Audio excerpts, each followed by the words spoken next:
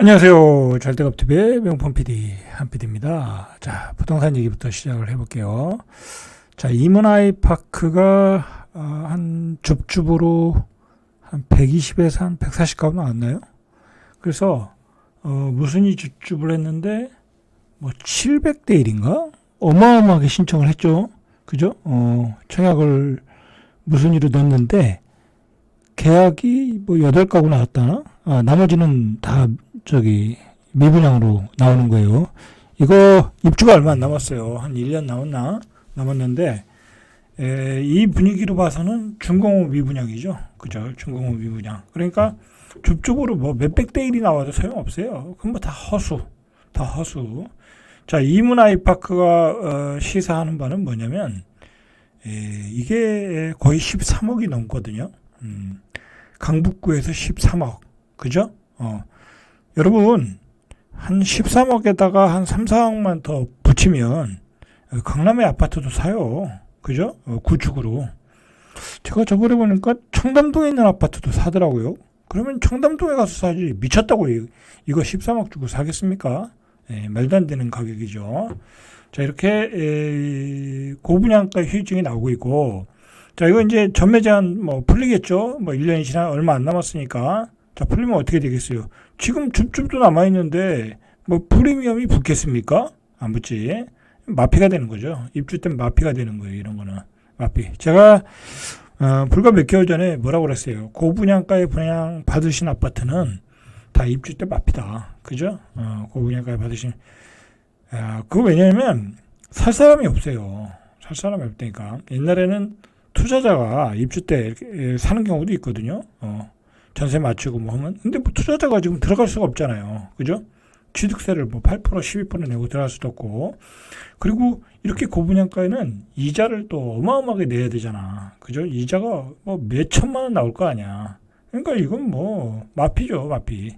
자, 이런 게 서울에서 고분양가에 받은 아파트들은 대구와 같은 상황이 벌어지는 거야. 뭐 광명시에서도 그랬죠. 자, 이제 그 얘기는 그렇고.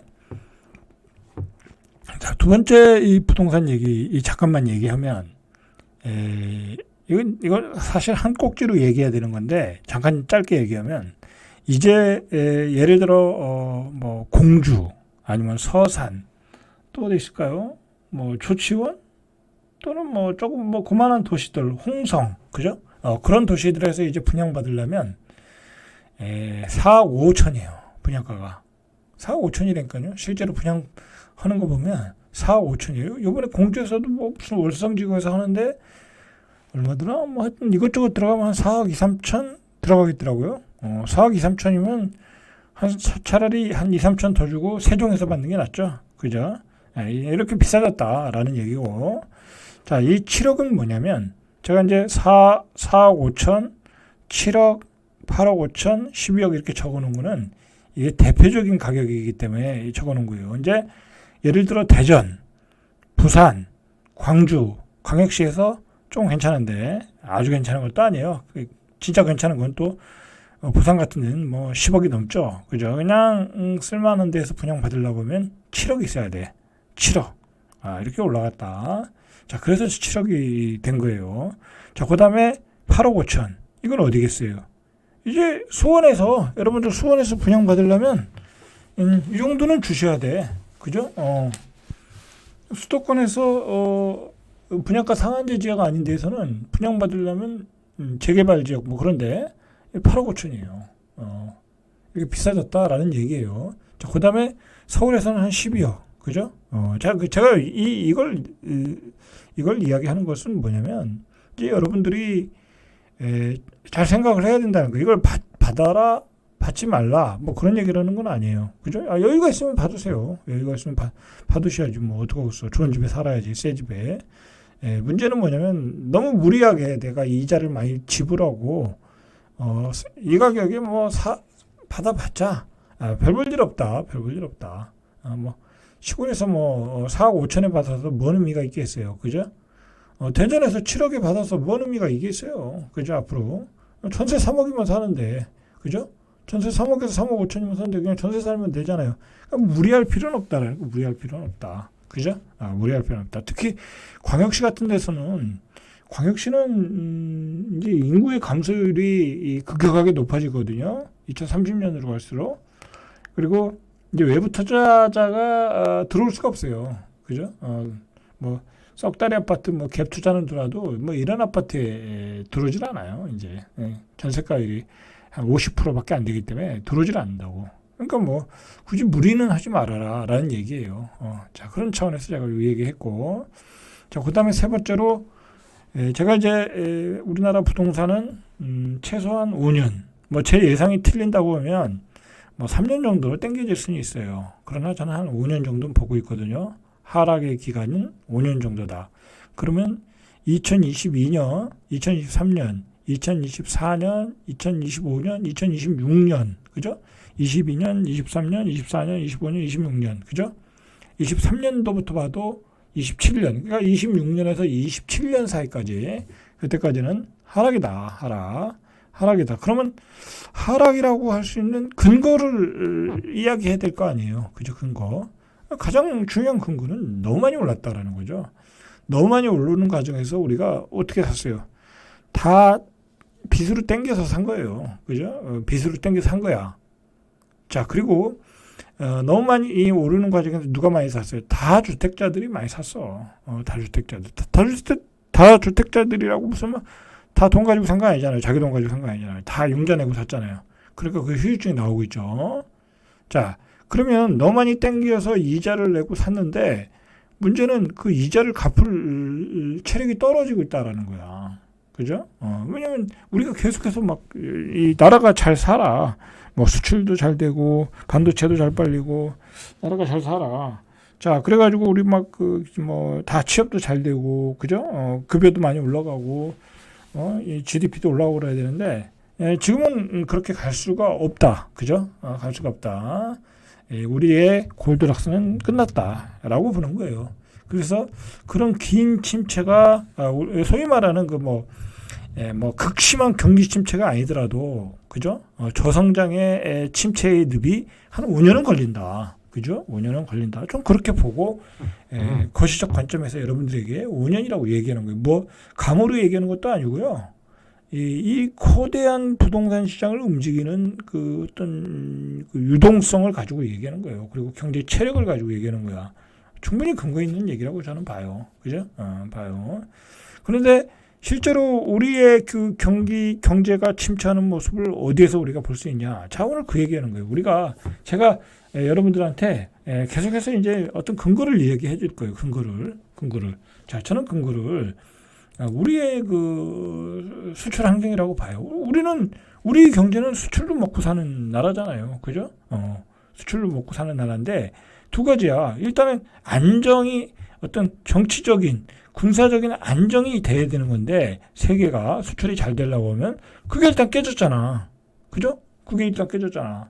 우리가 수출로 잘 먹고 살려고 하면 정치적인 경제적인 안정이 돼야 되는데 이건 뭐 홍해에서 후티 반군이 미사일 쏴대, 그리고 뭐 러시아 우크라이나 전쟁으로 또 문제가 돼. 중동에서 또 그 유가가 또 올라가 전쟁으로. 그리고 김정은은 헌법을 또 바꿔서 대한민국을 주적으로 또 보겠다고 그래서 또 협박을 해. 뭐 그러다 보면 이게 뭐 어떤 그 경제 환경이 세계의 어떤 이 경제 순환 경제 순환 자체가 잘 돌아가질 않잖아요. 그죠? 그런 문제 때문에 일단은 우리가 힘들어졌고, 두 번째로는 오늘 이야기하는 이 중국 경제에 우리가 굉장히 많은 의존을 하잖아요. 그죠? 왜냐하면 중국은 우리의 주 수출국 중에 하나야. 미국과 중국, 이 두 개가 빅2 아니에요. 빅2. 우리의 주 수출국인데 이 중국이 지금 휘청하는 정도가 아니라 디플레이션으로 들어갔다라는 얘기가 나오는 거야. 디플레이션으로. 자, 그래서 지금 이제 중국이 여러분들 중국은 지금 심각해. 자, 보세요.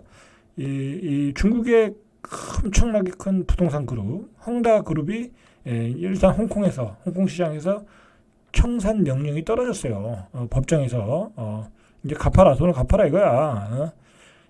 갚아라. 이 부채가 443조 원이라는 거야. 그래서 이게 6월 달에 톱사인 글로벌이 헝다에 투자한 1,475억, 그죠? 이걸 회수하는 이제 소송을 걸어서 부채를 갚아라, 청산해서. 떨어졌다는 거야.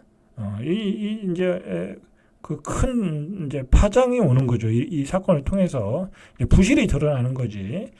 자, 우리가 또 이제 중국 하면 우리가 이 ELS 상품이라고 해가지고 홍콩 지수 연계 상품이죠. 뭐 자세한 얘기는 제가 안 할게요. 매번 했던 얘기니까. 거기에 또 엄청난 돈을 투자했어요. 1분기에 3조 9천억, 이제 만기 금액이 2분기에 6조 3천억, 만기 3년짜리를 투자했다고. 자, 우리도 이렇게 손실이 나고 있는 거야. 홍콩 증시, 중국 증시가 떨어지면서. 이건 홍콩 증시가 떨어지면서 떨어진 거죠. 어떻게 보면 이 홍콩의 그 뭐라 할까요? 이 상품을 기획한 놈들한테 당한 거죠. 당한 거지. 우리나라 은행은 중간 불업 역할만 한 거고, 이 우리나라 소비자들이 다 당한 거지. 그죠? 쉽게 얘기해서 이게 뭐냐면, 조금 얘기하면, 얘네들이 어떻게 보면 이 떨어질 거에 대한, 얘네들 주식이 떨어진다라는 걸 홍콩 애들은 알고 있었을 거야. 그죠? 아니면 떨어뜨려야 된다라고 아예 작정을 해놓고 이 뭐랄까 상품을 모집을 하는 거지. 모집을 해놓고서 그 범위 밖으로 떨어뜨려서 이 돈, 그죠? 이게 뭐 이 돈만 있겠냐고, 그죠? 엄청난 돈이 있었을 거 아니야. 중국에서도 들어왔을 거고, 뭐 미국 애들도 투자했을 거고, 그러면 몇십조가 들어갔을 거란 말이야. 그렇게 해놓고서 주식 떨어지고 이 돈은 다 얘네들이 가져가고, 뭐 그런 구조로 이제 만든 상품이죠. 자, 어쨌든 중국은 이렇게 홍콩 증시, 그 다음에 상해 증시가 완전히 폭락 중이다. 한번 볼까요? 어느 정도인지. 자, 이게 상해요. 상해.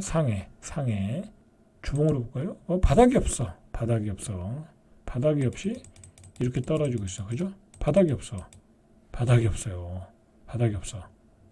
없어. 심각하다. 자, 그 다음에 항생. 그죠? 전저점 왔네. 그죠? 전저점. 그죠? 여기까지 떨어졌다. 반등했다가 또 떨어지겠죠? 그죠? 이게 결국은 우리가 ELS가 만기가 될 때까지 떨어지는 거야. 뭐 만기가 3월인지 6월인지 3월 상품이 있고 6월 상품 뭐 그렇겠죠? 만기가 될 때까지 다 락인을 시켜놓고 계속 떨어뜨리는 거야. 자, 그리고 오늘 잠깐만 주식 얘기를 해보면, 자, 이거죠. 오늘 자 BYD를 보세요. 이거 중국에서 잘 나가는 전기차인데 BYD가 떨어지는 걸 보라고. 그죠? 여기가 지지선인데 지지선도 무너졌어요. 자, 이 BYD가 떨어지니까 이제 테슬라보다 더 영향력이 있더라고. 오늘 이렇게 떨어지니까 갑자기 코스닥이 떨어지는 거야. 우리나라 코스닥이 갑자기 플러스로 가다가 폭락했죠. 그죠? 이 BYD 때문에 그런 거야. 그러니까 이제 이 코스닥이 뭐랄까요? 이 코스닥을 주도했던 게 2차 전지인데 그 2차 전지 전기차의 그 테슬라와 BYD가 폭락을 하니까 또 떨어지더라. 굉장히 우리 코스닥이 굉장히 취약해진 거야 이제. 자, 이게 떨어지면서 갑자기 떨어진 거야. 우리나라 코스닥은. 아시겠죠? 그러니까 제가 뭐라고 그랬어요. 2차 전지 함부로 사지 말아라. 그죠? 이거 언제 올라가겠어요, 이거. 그죠? 이거 언제 올라가겠어, 이거. 이거로 보면 바닥인 것 같지? 이게 바닥이 아니라니까? 여기까지 떨어진다니까? 자, 두고 보세요. BYD, 이거 반토막 난다니까.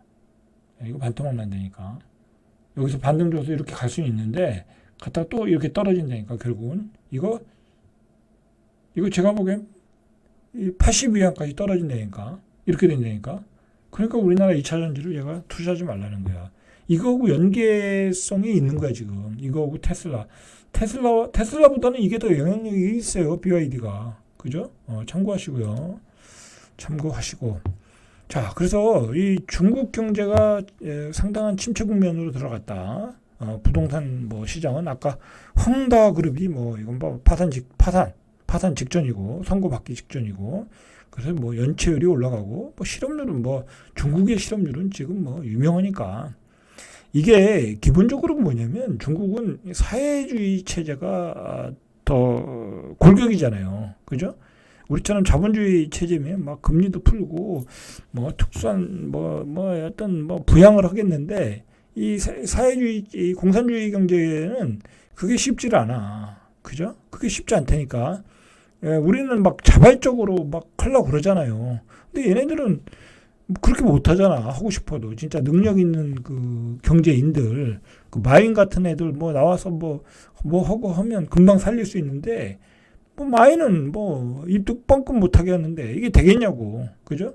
그러니까 이게, 이 중국의 경제의 어떤 그 성장 엔진이 지금은 꺼져버린 상태에서, 연체율 높아지고, 부동산 붕괴되고, 실업률이 올라가고, 서민 경제 붕괴되고, 그리고 그러니까 장사가 안 될 거 아니야. 그러니까 가격이 다 다운하고 있는 거야. 그죠?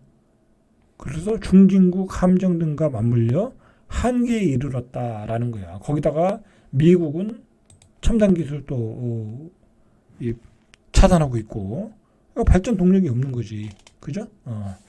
자, 그러다 보니까 중국의 주요 은행 플랫폼 연계 소액 대출 연체율이 계속해서 올라가고 있다. 그래서 역마진, 은행들이 역마진을 걱정해야 된다. 그러니까 중국의 위기는 끝나지가 않은 것 같아. 그죠? 중국의 위기는. 중국은 아직은 바닥은 아닌 것 같아. 조금씩 사긴 사야 되는데, 아직은 바닥은 아닌 것 같아. 아직은. 그죠? 더 터져야 돼.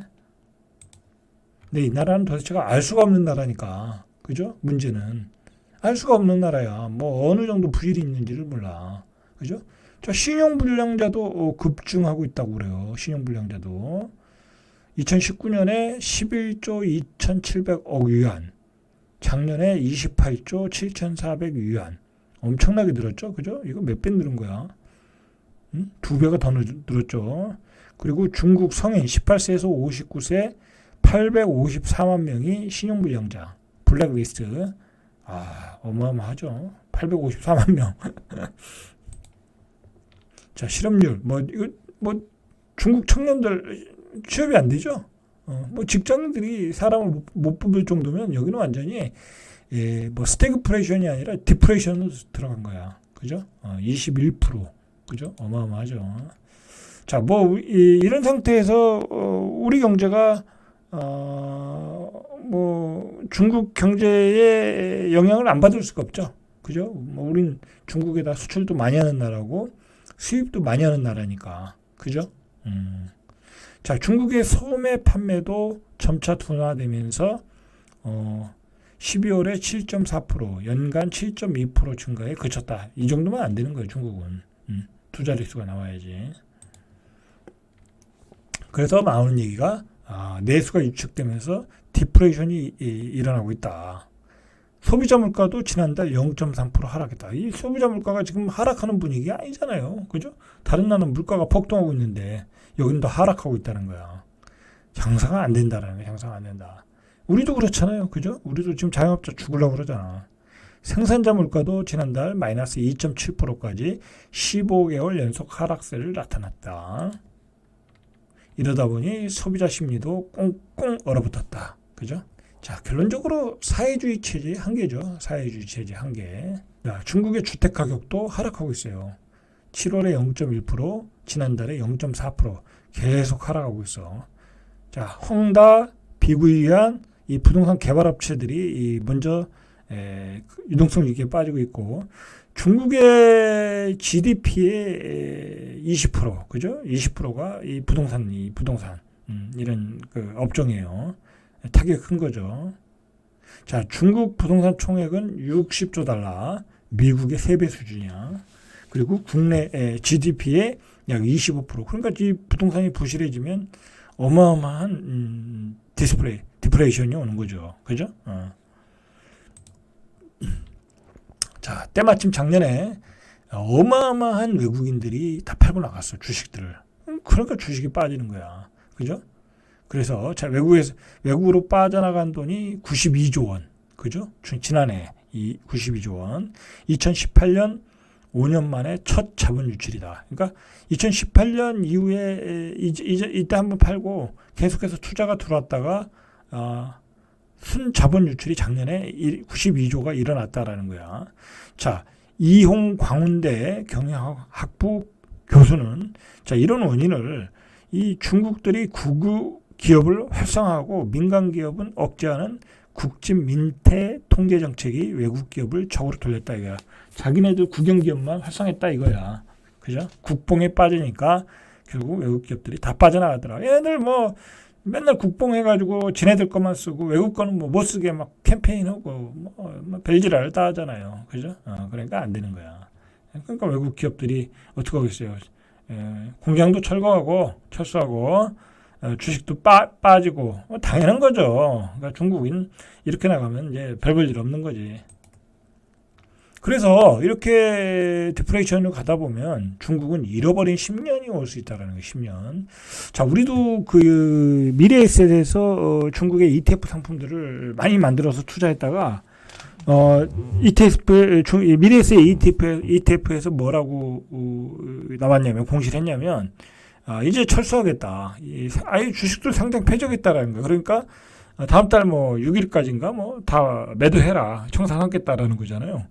그러니까 그 미래에셋 같은 데서 그래도 그 정보를 가지고 있는 회사인데 야 이거 보니까 이거 디프레이션이 심각하고 이거 여기서 또 반토막 나겠다. 잃어버린 10년으로 갈 가능성도 있겠다라고 생각을 하니까 그런 결정을 내린 거 아니겠습니까? 그죠?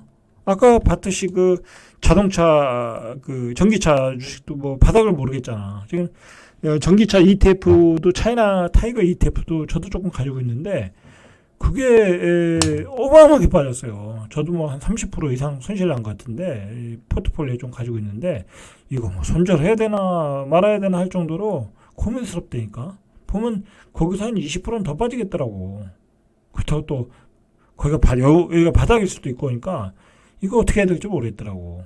뭐 장기적으로 가져가면 어쨌든 뭐 좋아지니까 가져간다 생각하지만 어쨌든 우리나라 그 중국 ETF를 운영하는 미래에셋조차도 여기 뭐 중장기적으로는 안 되겠다라고 보는 거야 지금. 그죠? 그러나 반대로 여기가 바닥이다라고 하는 그 레이더 LBO는 바닥이다. 중국을 들어가야 된다라고 또 하더라고요. 어쨌든 이 구조적으로 좀 문제가 있다. 중국은. 그래서 외국인 잔금이 철수를 하고 있다. 이 소위 말해서 이 상하이 선전 증시 시가총액 300개 종목으로 구성된 CSI 300 지수도 지난해 11.4% 떨어졌고 3년 연속 하락세다. 그러니까 이걸 좀 길게 보는 거야. 이 소위 말해서 시총의 상위권 종목들이 이렇게 빠지면 이건 뭐 잃어버린 10년이 아니냐라고 블룸버그에서 이야기하는 거야. 블룸버그에서. 그죠? 자, 여러분들 이렇게 돼버리면 잃어버린 10년이 되면 우리도 잃어버린 10년이 되는 거야. 그죠? 우리도 잃어버린 10년이 된다니까? 그러면 어떻게 되겠어요? 그러니까 최소한 우리가 잃어버린 10년이 되면 우리 부동산은 못 올라가. 경제 체력이 안 되는 거야. 부동산은 누가 뭐 영끌어오저기 펌프질해서 올라가는 것도 아니고 그죠? 투기꾼들이 들어와서 올라가는 게 아니야. 그죠? 기본적으로 우리 국민들이 살 체력이 있어야 되는 거야. 그죠? 근데 지금 잃어버린 10년으로 중국이 간다고 하면 뭐 10년이 아니라 5년 정도만 가도 우리도 잃어버리는 10년, 5년이 가는 거야. 그죠? 자, 더불어 중국도 구조적 성장 둔화를 하고 있다. 인구가 줄고 있고 고령화되고 있다라는 문제죠. 자, 모건 스탠리는 중국의 인구 감소가 2025년부터 30년까지 매년 경제 성장률을 0.4포인트씩 낮출 것이다. 라는 거죠. 자, 어쨌든 중국의 잃어버린 10년이 되든 5년이 되든 우리도 싱크로 될 수밖에 없다. 그렇게 되면 우리도 부동산 시장은 최소 5년 이상은 침체 국면으로 들어간다. 그렇게 보시는 게 저는 맞다고 봐요. 자, 오늘은 여기까지 이상 절대값TV의 명품 PD 한 PD였습니다.